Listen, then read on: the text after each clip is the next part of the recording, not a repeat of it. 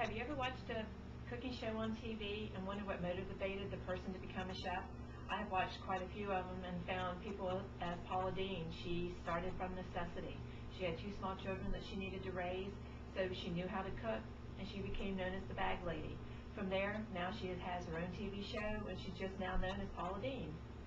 3 of the things that have meant a lot to me is I have an Italian cookbook, a chef knife, and a pastry. To begin with would be my Italian cookbook. This was a gift from my mother-in-law to me.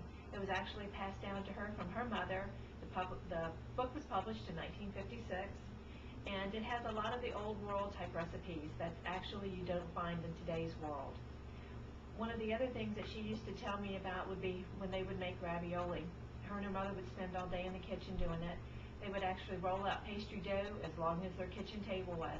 They would put the filling, put the top on, and actually cut them out.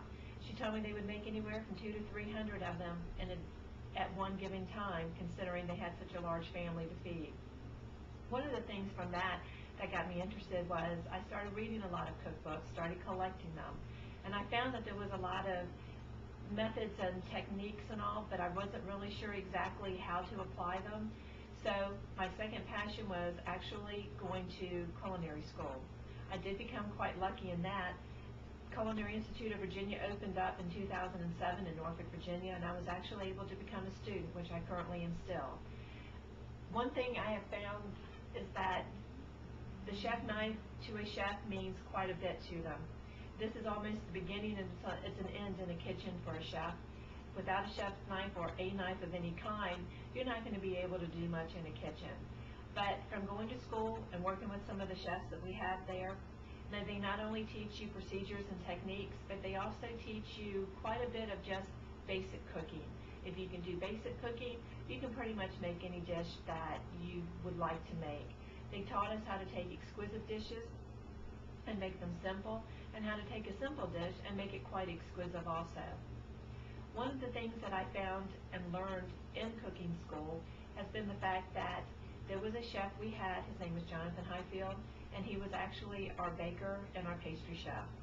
I became very interested in it after listening to some of his lectures and all in class. He was a very great motivator in people. He could actually take something that you would think would be ready for the garbage can and actually show you that no, it could be made into 2 or 3 different things. So from just being around him, it pretty much opened up my eyes as to other things and other opportunities. I also, while I was in culinary school, I met 2 other people that actually had the same goals and wants that I had. So now I can glad to say that I am currently in business with 2 of my fellow classmates. We have opened up a catering business. We have already started doing some catering orders and all, which have turned out to be quite well. We also, in a few months, are getting ready to open up a bakery. Just by going to school and by baking and cooking our entire life, basically, we have decided that a bakery would suit our needs quite well. Also, it would suit for the area, but we have found that just by, if you want it bad enough, you can absolutely have it. So my third item is a pastry, and actually it's a pastry that will be produced by myself and also my 2 business partners.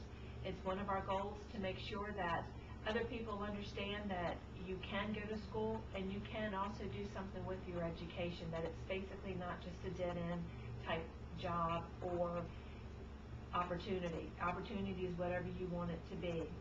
My last and final item is actually a bag. I believe it represents a journey.